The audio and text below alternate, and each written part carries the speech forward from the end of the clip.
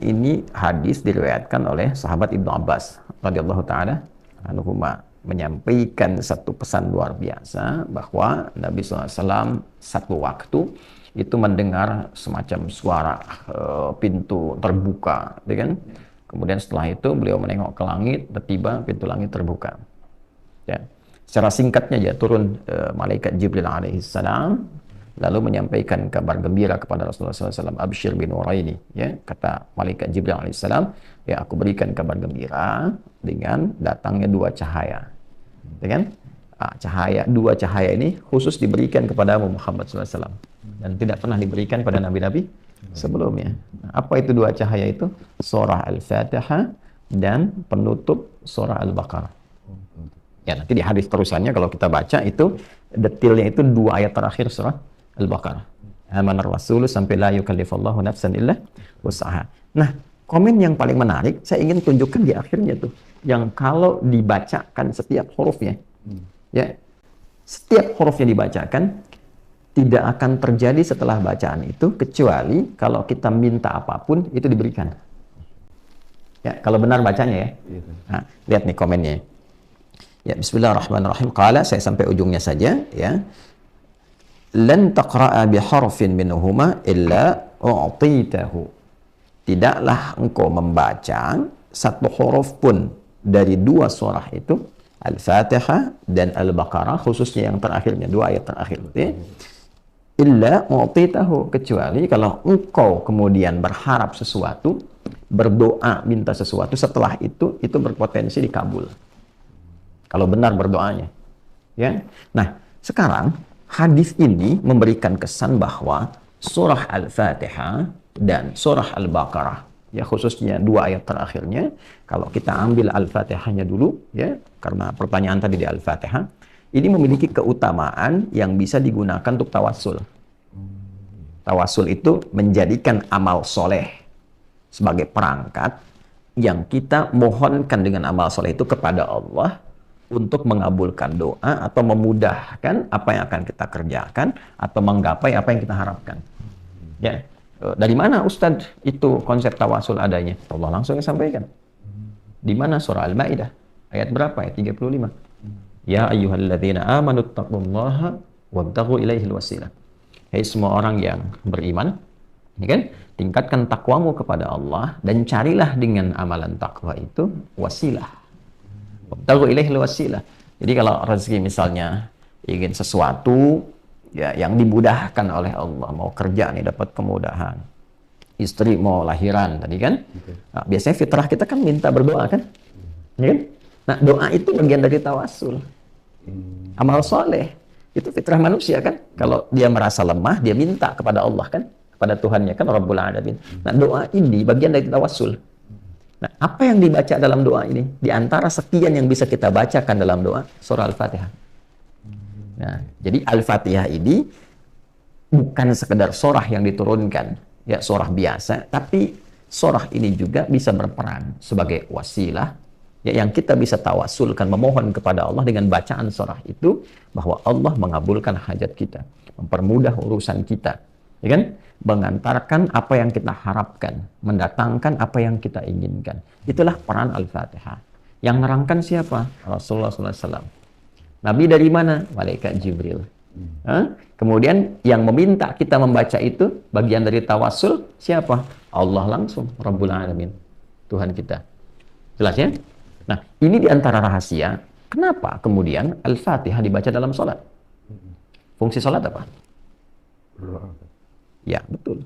Dia ada 5 fungsi sholat, ya, yang paling pokok, dan itu ada di dalam Quran. Di antara 5 ini, menariknya kita kan sholat 5 kali yang pokok kan, yang fardu kan. Nah, 5 kali sholat ada 5 keutamaan dalam Quran. Yang paling pokok tentang sholat. Di antara 5 itu, bila sholat kita benar, itu mempercepat terkabulnya doa. Contoh, Quran surah ke-3 Ali Imran ayat ke-38 sampai 39. Nabi Zakaria kan kisahnya viral kan? Ya kan? Sudah beranjak sepuh, rambut memutih, fisiknya letih, saat yang bersamaan belum dikaruniai keturunan kan? Baik. Apa yang dilakukan oleh beliau? Berdoanya dalam keadaan apa? Dalam keadaan sholat. Ya, tapi nggak boleh ngarang nebak-nebak.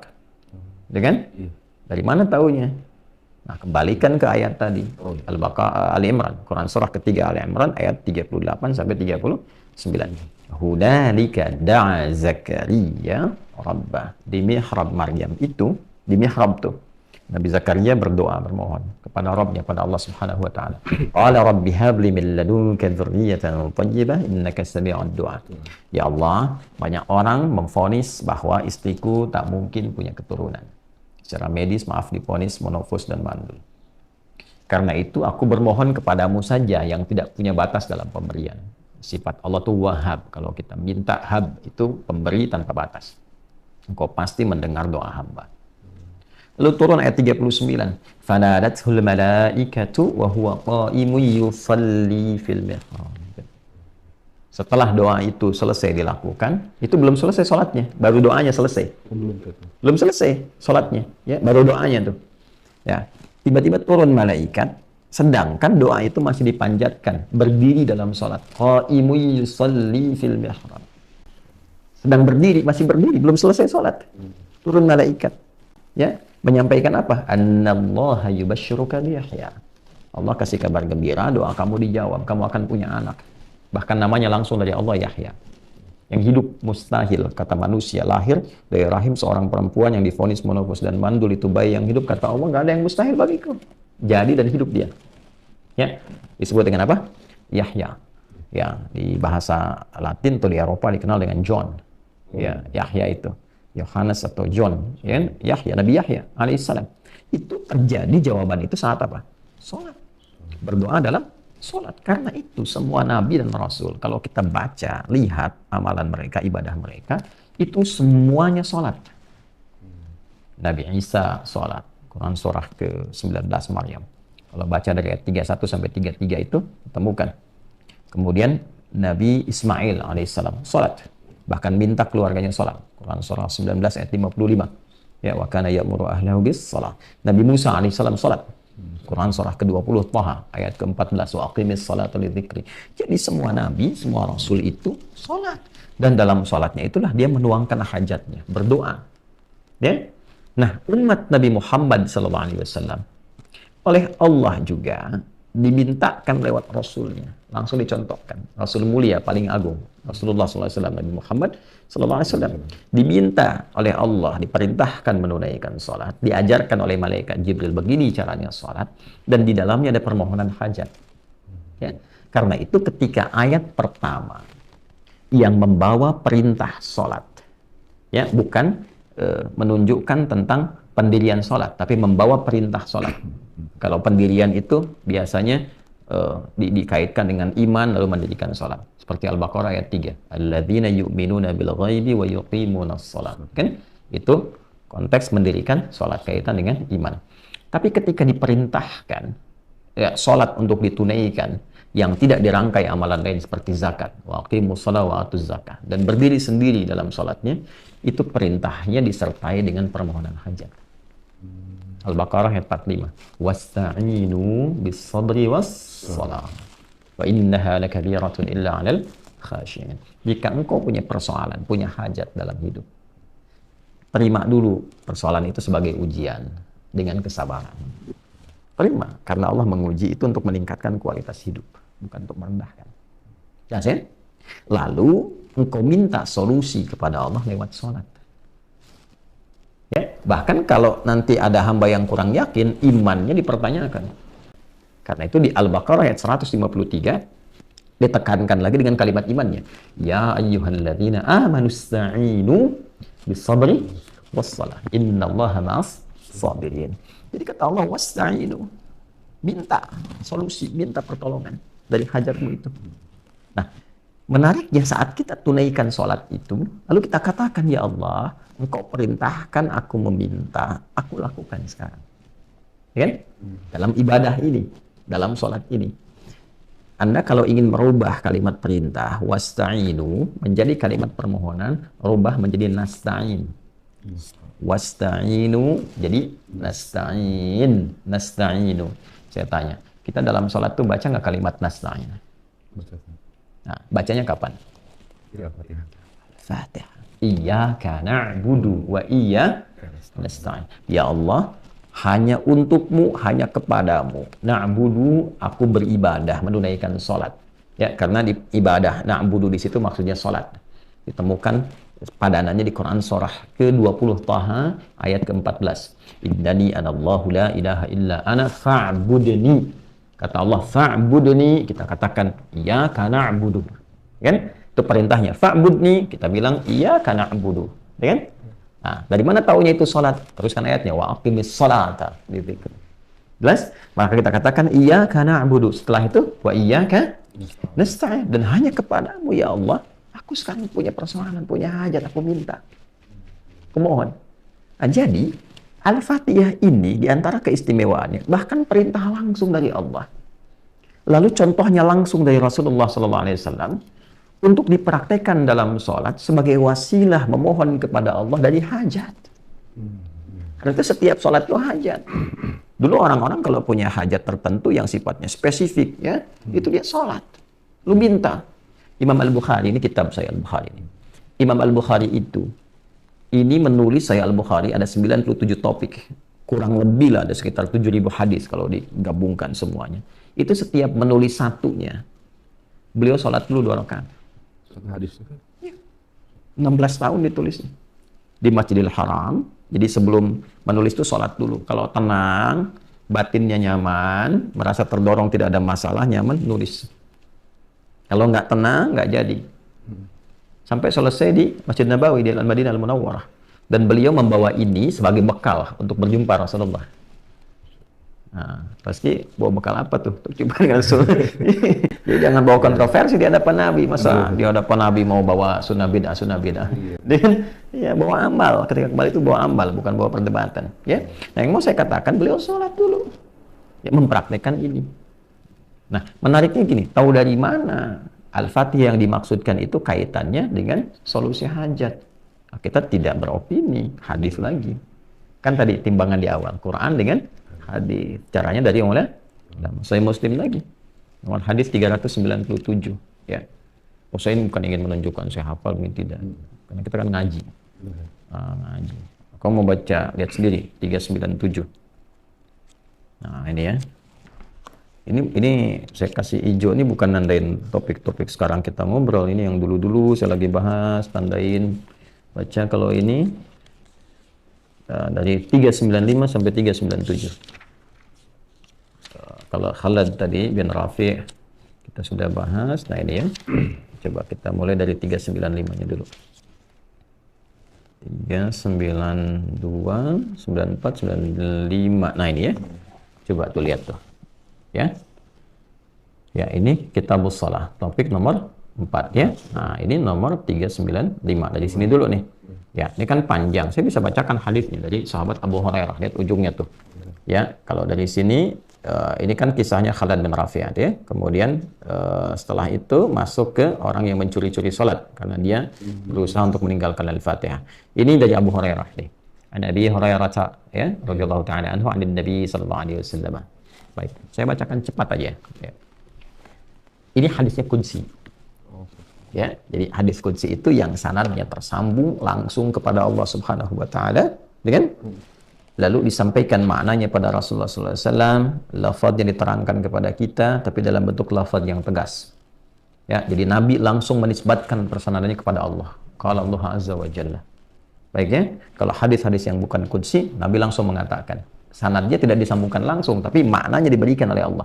Wa ma yantiqu 'anil hawa in huwa illa wahyu yuha. Wahyu kepada Nabi, Nabi sampaikan. Jadi hadis biasa itu bentuknya Allah ilhamkan berupa wahyu kepada Rasulullah SAW. Beliau lafadznya langsung dari Nabi disampaikan. Nabi menyampaikan innamal a'malu binniyat. Lafadznya dari Nabi, tapi maknanya Allah yang sampaikan. Kalau Quran, lafadz dan maknanya langsung dari Allah. Jelas? Kalau hadis qudsi itu maknanya dari Allah Subhanahu wa taala, lafadznya Nabi tegaskan tapi sanadnya Nabi sambungkan kepada Allah. Qala Allah azza wa jalla. Ya, kata Nabi, qala Allah azza wa jalla wa kama qala sallallahu alaihi wasallam, qasamtus shalah baini wa baina abdi. Allah itu berfirman, aku membagi salat itu 2 bagian, antara hak aku dan hak hambaku. Ya, wali abdi masal. Dan hambaku bila benar menunaikan kewajibannya sebagai hak aku. Jadi kalau ada hak ada apa? Kewajiban kan? Jadi hak Allah kewajiban kita, hak kita kewajiban Allah kepada kita. Saking adil dan rahman rahimnya Allah itu, padahal Allah tuh mudah saja mengatakan sholat tuh kita hamba. Tapi karena rahman dan rahimnya, ya menjelaskan kenapa engkau mesti sholat. Bukan hanya membuktikan keimananmu kepadaku, penghambaanmu kepadaku, tapi ada manfaat yang kau akan dapatkan dalam hidupmu untuk mempermudah tugasmu di dunia ini. Maka aku bagi dua bagian, kata Allah dalam sholat itu. Ya, kemudian ada bagianku, ada bagianmu nih. Wali abdi masa'al. Kalau engkau benar menunaikan kewajibanmu itu, aku berikan kewajibanku untuk memberi kepadamu apapun yang kau inginkan. Ya, selama itu baik untuk urusan dunia akhiratnya. Jadi ada posisi dalam sholat itu yang kalau kita benar, itu Allah mengabulkan apapun yang kita minta. Selama itu ada maslahat dunia akhirat. Jelas? Baik, kapan itu dimulai? Kata Allah, nanti kembalikan ke sini ya. Idza qala al-'abdu alhamdulillahi rabbil alamin. Itu dimulai saat hamba membaca alhamdulillahi rabbil alamin. Qala Allah azza wa jalla, Allah menjawab, hamadani 'abdi, hambaku sedang memujiku. Wa idza qala al-'abdu ar-rahmanir rahim. Kalau hambaku berkata ar-rahmanir rahim, qala Allah azza wa jalla, athna 'alayya 'abdi. Hambaku sedang menyanjungku. Wa idza qala al-'abdu maliki yaumiddin. Kalau hambaku berkata maliki yaumiddin, qala Allah azza wa jalla, Allah kemudian menjawab, majjadani 'abdi, hambaku sedang mengagungkanku. Perhatikan, idza qala al-'abdu iyyaka na'budu wa iyyaka nasta'in. Qala Allah azza wa jalla. Kalau hamba berkata iyyaka na'budu wa iyyaka nasta'in, maka Allah langsung menjawab. Perhatikan jawabannya. Hadza baini wa baina 'abdi wa li 'abdi ma sa'al. Ini perjanjian antara aku dengan hambaku, dan kalau hambaku benar sampai bacaan ini, apapun yang dia minta aku berikan. Jelas? Saya kasih gambaran gini. Razki saya kasih waktu 1 menit. Ya. Untuk minta apa saja diberi. Ya. Kira-kira mau minta apa? Minta kalau 1 menit. Jadi Itu panjang loh 1 menit itu. Betul. Ya, apalagi kalau saya katakan cuma 5 detik. Iya. Banyak yang diminta kan? Iya.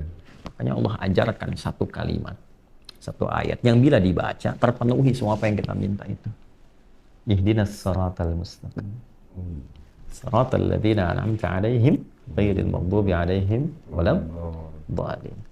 Itu permintaannya para nabi, orang soleh, orang siddiqin, itu ada di An-Nisa ayat 69. Wa may yuti'illaha war rasula fa ulaika ma'al ladzina an'ama Allahu 'alaihim minan nabiyyin was-siddiqin wasyuhada'i was-shalihin wa hasuna ulaika rafiqa. Gitu. Jadi kembali ke sini saya ingin katakan Al-Fatihah itu istimewa. Karena istimewa, Allah perintahkan kita sholat baca Al-Fatihah. Di antara faidahnya apa? Manfaat keistimewaannya. Supaya saat baca itu kita punya hajat terkabulkan. Mudah. Itulah sebabnya Anda sholat dari subuh ke zuhur kan nggak mungkin nggak punya masalah. Ya kan?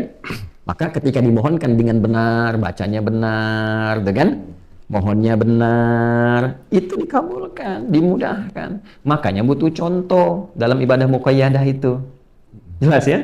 Makanya dicontohkan oleh Nabi. Nabi contohkan itu supaya apa? Supaya umat-umatnya yang baca benar, urusannya mudah. Itu. Gitu ya? Makanya butuh contoh. Tapi kalau bukan di ibadah yang sifatnya muqayyadah, ya lawannya itu mutlaqah, tidak perlu dicontohkan. Karena apa? Momentumnya nggak terjadi setiap kali ada berkesamaan dengan waktu sholat. Kan umum sifatnya. Oh masa ujian harus bersamaan dengan waktu sholat? Rapat bersama? Kan nggak mungkin kan? Ya kan? Nggak selamanya harus sama gitu. Ya, ada ujian, yang ini rapat, yang ini kemudian ada mau pengajian, yang ini peresmian pembangunan. Ya, semua ragam itu timingnya tidak harus bersamaan dengan waktu sholat. Ya kan? Bisa jadi berbeda. Karena itulah Al-Fatihah. Itu selain bisa dibaca muqayyadah dalam sholat yang terikat rukun, syarat, waktu, dan tempat, itu bisa dibaca umum di setiap keadaan. Iya, bebas saja. Karena apa? Dia punya sifat umum, yaitu sifat-sifat tawassul. Itu sifat yang